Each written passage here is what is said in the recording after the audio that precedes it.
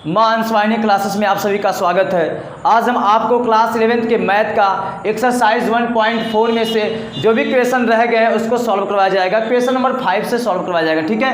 Question number 5 में हमको करना क्या है, सर्वनिष्ठ निकालना है, समुच्चयों का सर्वनिष्ठ निकालना है। सबसे पहले हम आपको बताएंगे कि समुच्चयों का सर्वनिष्ठ होता क्या है। इससे पहले आपको बताया गया था समुच्चयों के सम्मिलन के बारे में। देखिए, समुच्चयों का सर्वनिष्ठ जो होता है, मान लीजिए आप कोई दो समुच्चय ले लीजिए, दो समुच्चय ले लीजिए और दोनों समुच्चय में कुछ अवयव होंगे, दोनों समुच्चय में कुछ अवयव होंगे। कुछ अवयव ऐसे भी होंगे जो दोनों में पाए जाएंगे और कुछ अवयव ऐसे भी होंगे जो इसमें होगा, इसमें नहीं होगा, और जो इस समुच्चय में होगा, इस समुच्चय में नहीं पाया जाएगा। तो वह अवयव जो दोनों में पाया जाता है उसे कहते हैं समुच्चयों का सर्वनिष्ठ। सर्वनिष्ठ का मतलब आप समझ सकते हैं कि कॉमन वाला, ठीक ना। सर्वनिष्ठ का मतलब यहाँ पे कॉमन मतलब उभयनिष्ठ वाला जो होगा दोनों समुच्चय में, उसी को लेते हैं, ठीक ना। तो इसे बोलते हैं इंटरसेक्शन ऑफ सेट। मान लीजिए एक समुच्चय है, ए समुच्चय में कुछ हम अवयव को दिखा दिए, जैसे मान लीजिए 4 हो गया, 6 हो गया, 9 हो गया, 2 हो गया। फिर उसके बाद बी एक समुच्चय ले लिए, इसमें भी हम कुछ अवयव को दिखा दिए, जैसे मान लीजिए 1 2 3 उसके बाद 4, ठीक है। ए में कुछ अवयव को दिखा दिए, वैसे बी में कुछ अवयव को दिखा दिए। हमको निकालना क्या है, समुच्चयों का सर्वनिष्ठ। समुच्चयों का सर्वनिष्ठ का मतलब होता है इन दोनों समुच्चयों में जो अवयव दोनों में होते हैं उसे बोलते हैं समुच्चयों का सर्वनिष्ठ। और समुच्चय के सर्वनिष्ठ को लिखते हैं, देखिए ऐसे, इसका सिंबल होता है इस तरीके से। जैसे उसमें बताए थे सम्मिलन में क्या करते हैं, ऐसे यू के तरीके से होता है, लेकिन वो यू नहीं होता है, यू के जैसा होता है। वैसे ही यू का उल्टा इसे आप समझेंगे। समुच्चयों के सर्वनिष्ठ को किस तरीके से लिखते हैं, इस तरीके से लिखते हैं। अब हमको निकालना क्या है, ए और बी का इंटरसेक्शन। इंटरसेक्शन का मतलब होता है सर्वनिष्ठ निकालना है। तो A intersection B, A intersection B, इसे इंग्लिश में बोलेंगे ए इंटरसेक्शन बी। अगर हिंदी में आप इसे बोलना चाहते हैं तो बोलेंगे ए का सर्वनिष्ठ समुच्चय निकाल रहे हैं, ए का सर्वनिष्ठ बी, ठीक ना। ए बी का सर्वनिष्ठ जो हो जाएगा, सर्वनिष्ठ का मतलब क्या होता है, जो दोनों में पाए जाते हैं। इसमें देखिए 4 है, इसमें 4 है तो 4 को लिख लेंगे। उसके बाद इसमें 6 है, इसमें नहीं है, इसमें 9 इसमें नहीं है, इसमें 2 है, इसमें 2 है, हो गया। इन दोनों समुच्चयों का सर्वनिष्ठ हो गया। सर्वनिष्ठ का मतलब जो दोनों में कॉमन होते हैं, ठीक है। अब देखिए, अगर इसी को अगर वेन डायग्राम में दिखाना है, वेन डायग्राम के तरीके से, तो यहाँ पर देखिए एक ऐसे ब्लॉक बनाते हैं, और ये वाला जो हमारा होता है इसे बोलते हैं, ये हो गया हमारा सार्वत्रिक समुच्चय को बता रहा है। मतलब इसमें जो भी अवयव पाए जाएंगे सब सार्वत्रिक समुच्चय को बताएंगे। पहला समुच्चय ए है, इसको आप ऐसे कर लीजिए, ए वाला समुच्चय। उसके बाद बी वाला एक समुच्चय है, बी वाले का भी ऐसे बनेगा। लेकिन जो अवयव दोनों में पाए जाएंगे वो कॉमन हो जाएंगे। मतलब इसको ऐसे कट कर देंगे, देखिए थोड़ा बड़ा बनाते हैं इसको। ये वाला एक हो गया, एक ये हो गया, ये वाला।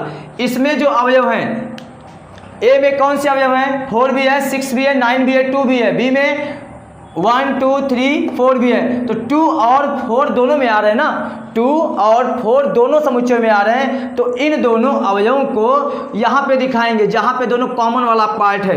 यहाँ पे क्या दिखाएंगे, यहाँ पे 4 को भी दिखाएंगे और यहीं पे 2 को दिखाएंगे। अब देखिए, ये वाला जो हमारा खाना बना है ये ए वाले का बना है। ये किसका बना है, ए वाले का। और ये वाला किसका है, बी वाले का। ए वाले में कौन कौन से अवयव हैं, ए वाले में 4 भी है, 6 भी है, 9 भी है, 2 भी है। देखिए, ए वाले में 4 हो गया है, 2 हो गया है, कौन सा रह गया है, 6 और 9 रह गया है। बी वाले में कौन से अवयव हैं, 1 2 3 और 4। 2 4 तो हो गया है, 1 और 3 रह गया। तो 1 को यहाँ दिखा दीजिए, 3 को यहाँ दिखा दीजिए। तो ये हो गया, इसे कहेंगे वेन डायग्राम के द्वारा इसको दिखाना। ये हमारा हो गया ए इंटरसेक्शन बी।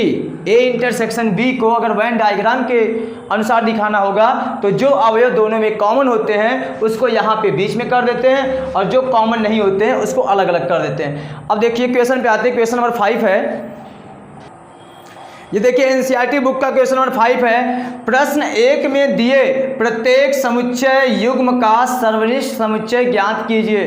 जो आप प्रश्न पहला वाला सॉल्व कर चुके हैं, क्वेश्चन नंबर 1 जो सॉल्व कर चुके हैं, उसमें से सभी प्रश्न का क्या बताना है, सर्वनिष्ठ समुच्चय निकालना है। देखिए क्वेश्चन नंबर 5 का ये फर्स्ट हो गया, x दे दिया गया 1 3 5, y दे दिया गया 1 2 3, ठीक ना। इन दोनों का क्या निकालना है, हमें सर्वनिष्ठ समुच्चय निकालना है। क्या निकालना है, सर्वनिष्ठ समुच्चय।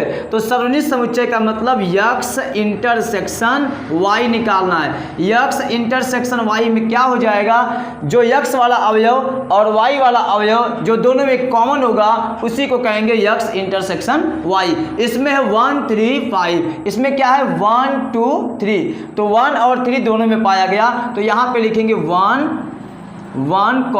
3। अच्छा, ऐसा भी अवयव मिले, ऐसा भी हो सकता है कि इसमें और इसमें कोई भी अवयव कॉमन नहीं हो।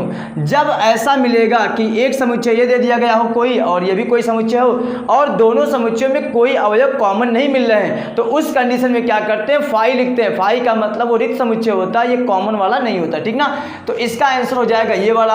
अब देखिए क्वेश्चन नंबर 2 है, a इक्वल दे दिया गया है AEIOU और समुच्चय b इक्वल दे दिया गया है ABC।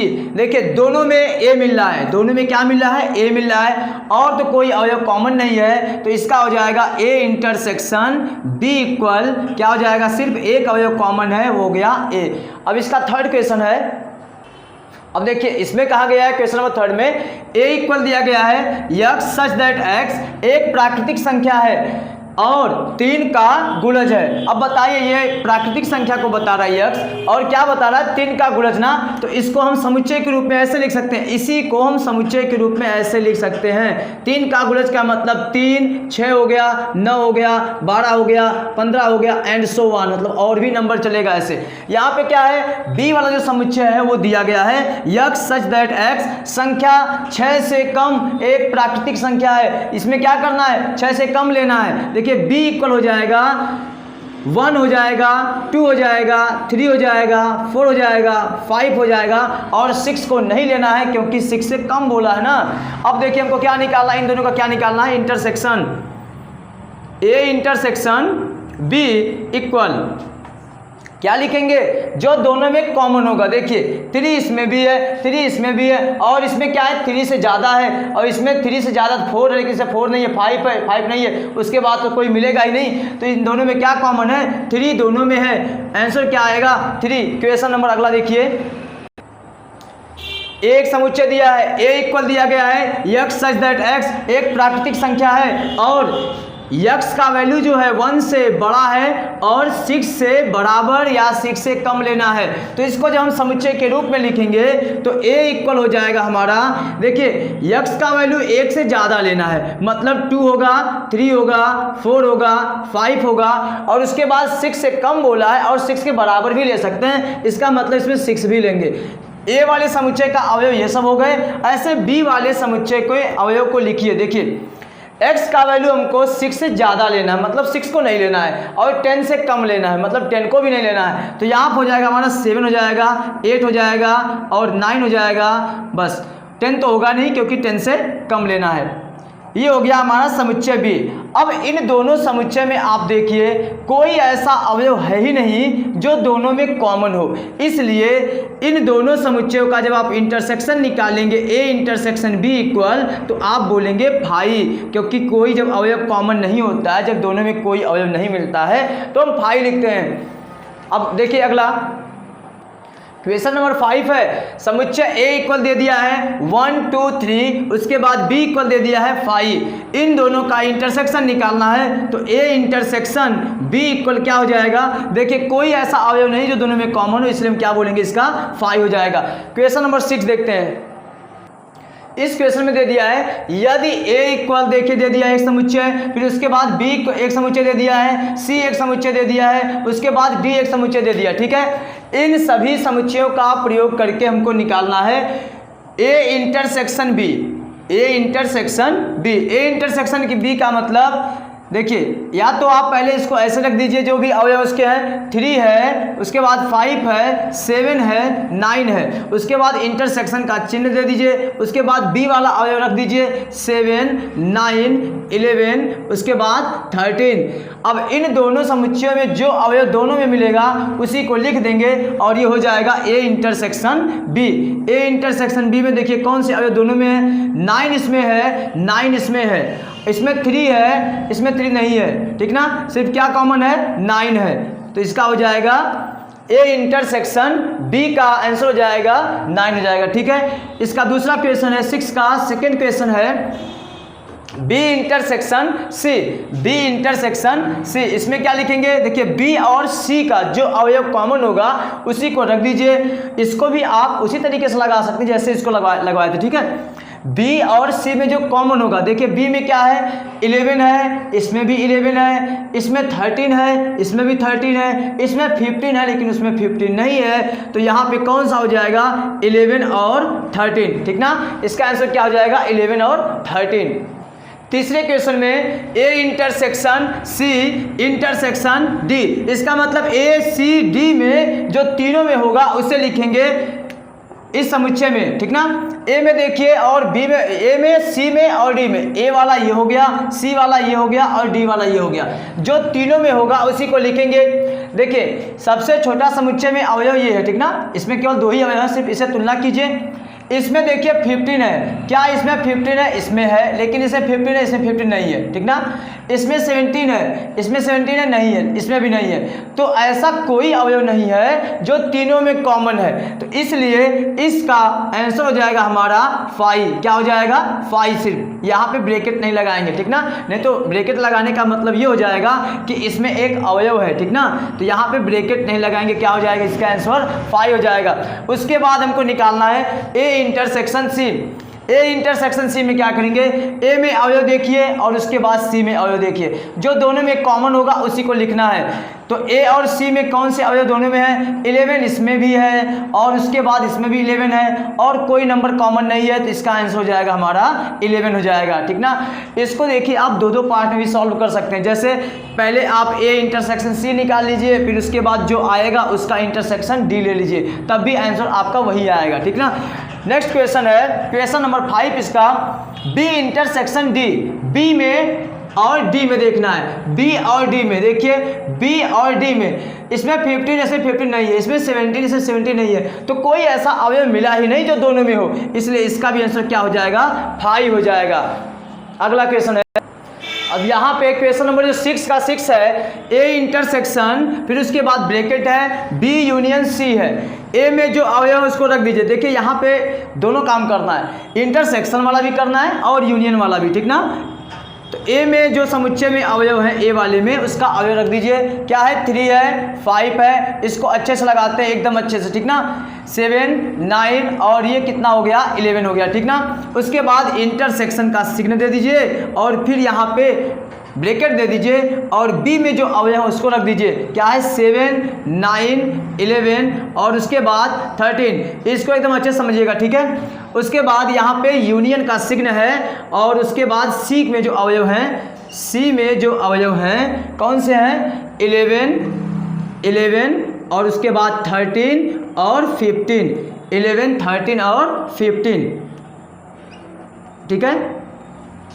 सबसे पहले आप निकाल लीजिए बी यूनियन सी का, ठीक ना। सबसे पहले आप निकाल लीजिए बी यूनियन सी, तो इनको उतार लीजिए आप वैसे ही जैसे लिखा गया वैसे उतार लीजिए। उसके बाद इंटरसेक्शन का चिन्ह दे दीजिए, बी यूनियन सी। यूनियन में क्या करते हैं, यूनियन में जो दोनों में रहता उसको भी लिखते हैं, जो इसका अवयव है उसको भी लिखेंगे, जो उसका है उसको भी लिखेंगे, मतलब सभी अवयवों को मिला के लिखना है और जो दोनों में रहेगा उसको सिर्फ एक बार लिखेंगे, ये आपको बता दिया गया है।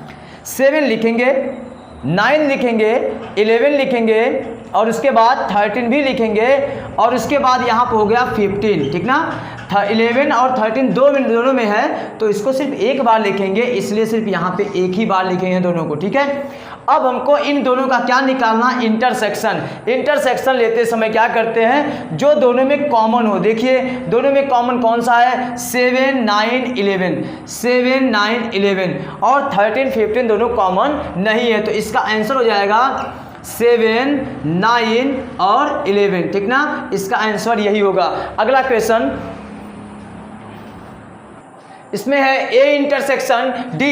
ए इंटरसेक्शन डी में क्या करेंगे, देखिए ए का अवयव और डी का अवयव जो दोनों में कॉमन हो। देखिए कोई दोनों में कॉमन है, कोई ऐसा अवयव नहीं मिल रहा है जो दोनों में कॉमन, ठीक ना, क्योंकि इसमें 15 इसमें नहीं है, 17 इसमें है, 17 इसमें नहीं है, तो क्या हो जाएगा, इसका आंसर 5 हो जाएगा। अब देखिए ये क्वेश्चन नंबर 8 है। क्वेश्चन नंबर 8 है ए इंटरसेक्शन, फिर उसके बाद ब्रैकेट है बी यूनियन डी।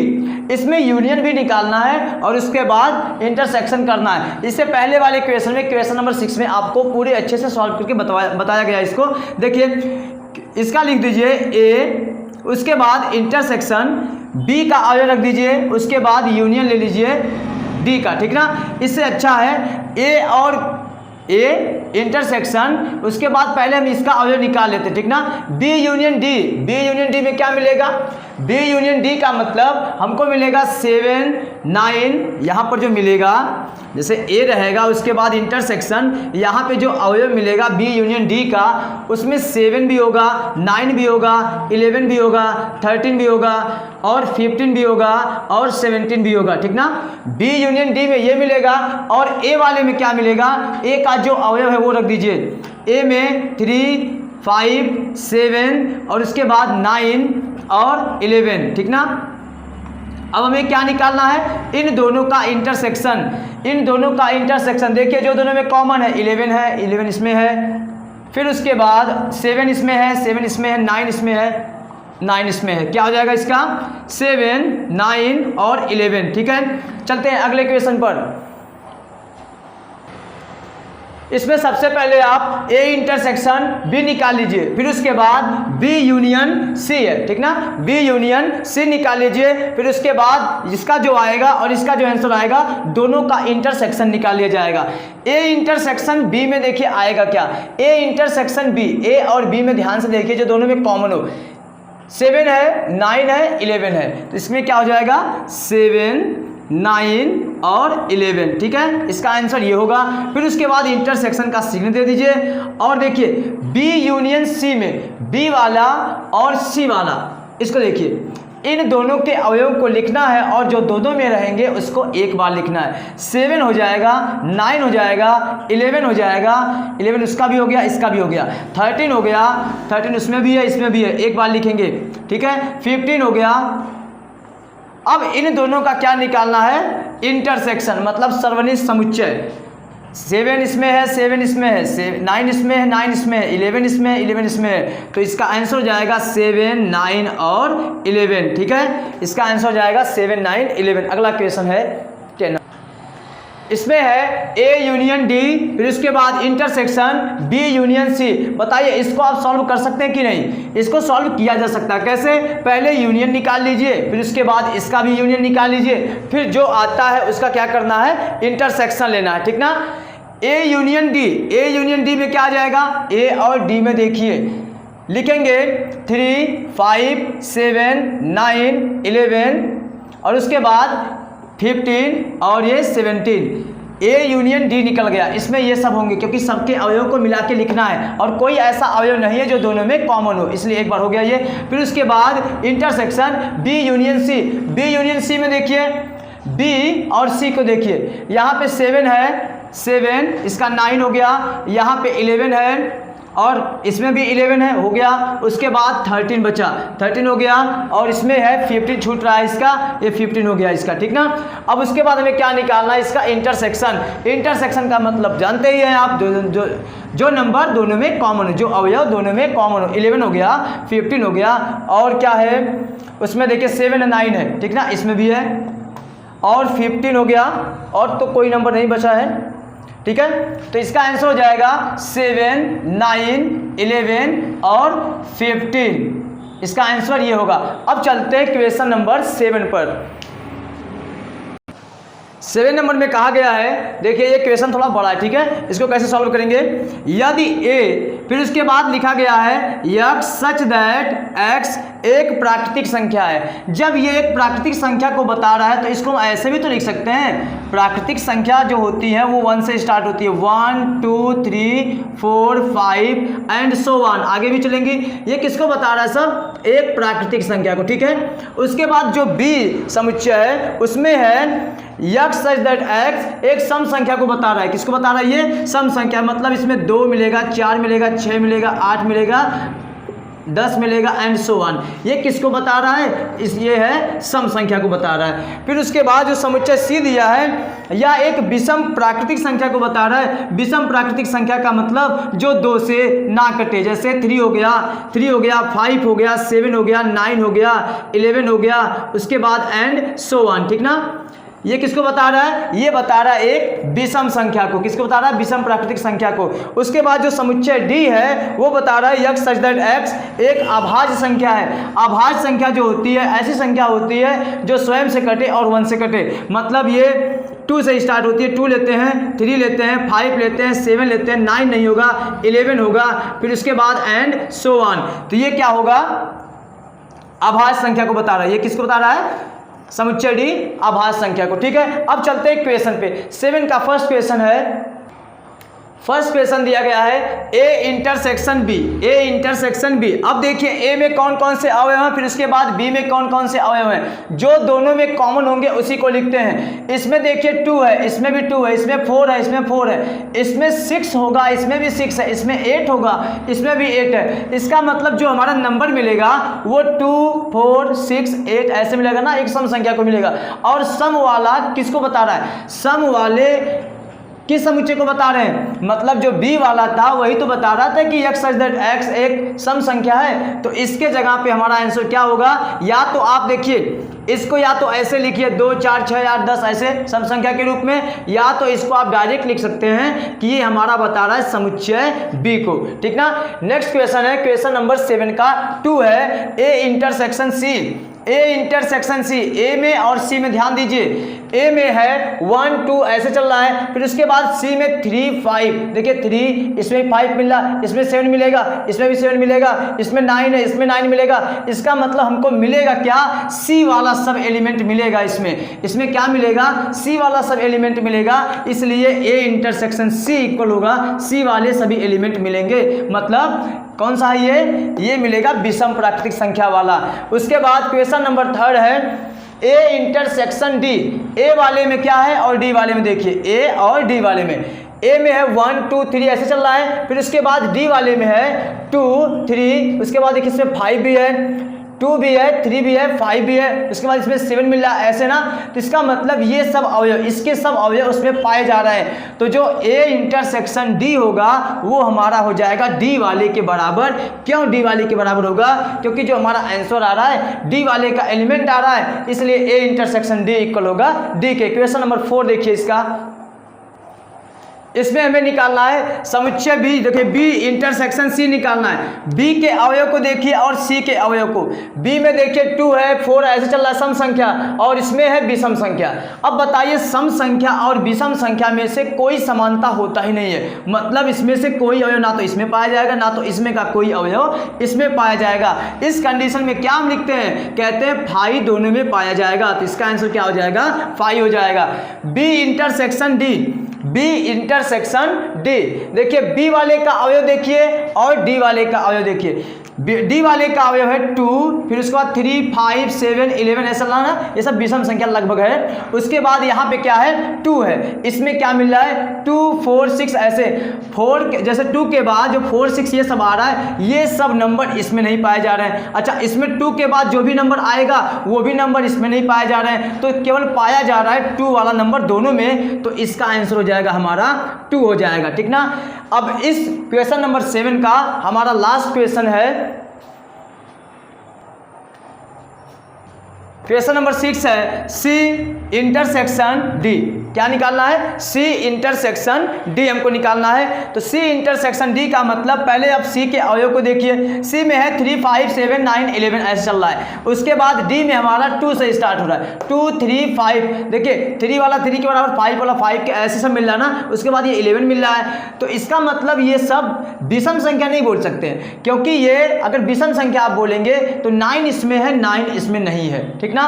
तो हमको क्या मिल रहा है, हमको मिल रहा है ये सब एक अभाज्य संख्या मिल रहा है। लेकिन अभाज्य संख्या भी नहीं बोल सकते, क्योंकि अभाज्य संख्या में 2 भी होता है, 2 दोनों में नहीं मिल रहा है। तो यहाँ पे ऐसे लिखेंगे इसे, x सच दैट x एक विषम अभाज्य बोलेंगे। विषम अभाज्य बोलने का मतलब ये हो जाता है कि विषम जो अभाज्य होगा उसमें 2 नहीं रहता है, तो 2 वैसे भी दोनों में नहीं मिला है, इसलिए यहाँ पे लिखेंगे x सच दैट x एक विषम संख्या, विषम अभाज्य संख्या, विषम अभाज्य लिखेंगे, विषम अभाज्य संख्या है। क्या है, x सच दैट x एक विषम अभाज्य संख्या है। ये देखिए क्वेश्चन नंबर 7 का ये लास्ट क्वेश्चन था। अब जो भी क्वेश्चन रह गया है उसको आपको अगले वीडियो में प्रोवाइड किया जाएगा, ठीक है।